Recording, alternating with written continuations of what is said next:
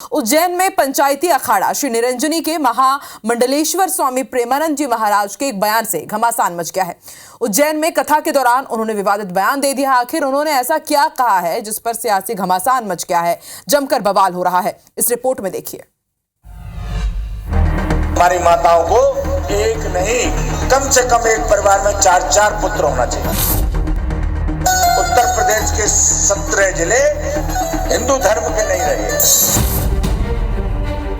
पंचायती अखाड़ा श्री निरंजनी के महामंडलेश्वर स्वामी प्रेमानंद महाराज ने अजीबोगरीब विवादित बयान दे दिया है। दरअसल उज्जैन के बड़नगर में कथा के दौरान प्रेमानंद महाराज ने हिंदुओं को 4 बच्चे पैदा करने की सलाह दी है। भारत को हिंदुस्तान बनाना है तो कम से कम 4-4 संतान होना चाहिए।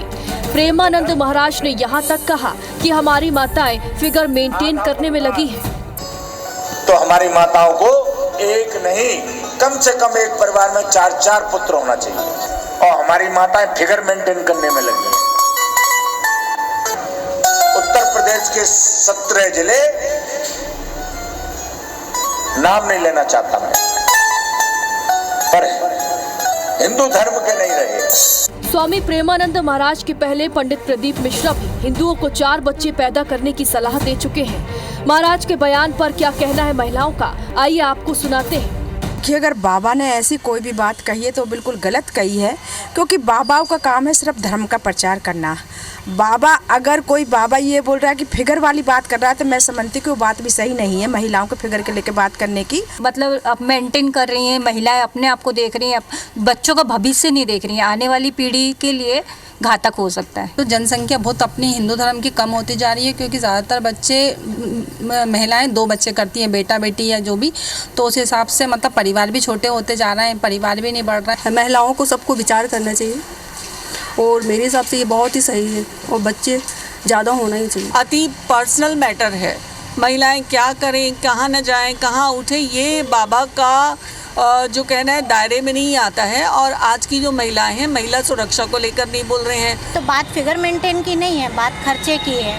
खर्चे के कारण इतना पढ़ाई लिखाई, इतना मतलब इतनी महंगाई के कारण लोग एक बच्चा कर रहे हैं। देखिए, मैं इस बात पे तो सहमत नहीं हूँ कि अपनी हिंदू बहनें जो हैं वो 4 बच्चे पैदा करें। इस बात पे मैं सहमत नहीं हूँ। वहीं इस मामले में अब सियासत भी हो रही है। अपनी परिवार की जो गति है वो किसको कैसे चलानी है, ये उसका अपना अधिकार होता है। कौन कितने बच्चे चाहता है, नहीं चाहता है, ये उसका अपना निर्णय होता है।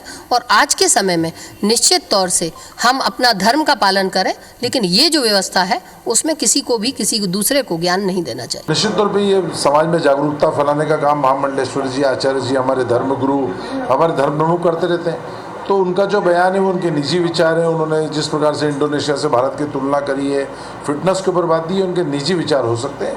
और धार्मिक संत हैं, इस तरह का समाज में जागरूकता फैलाने का काम करते हैं, अलग अलग तरह से अपनी बातें रखते हैं। देश में लंबे वक्त से जनगणना हुई नहीं, फिर भी इस तरह के बयान हमेशा देश में सुर्खियां बटोरने के लिए दिए जाते रहे हैं। भोपाल से IBC 24 के लिए विवेक पटैया की रिपोर्ट।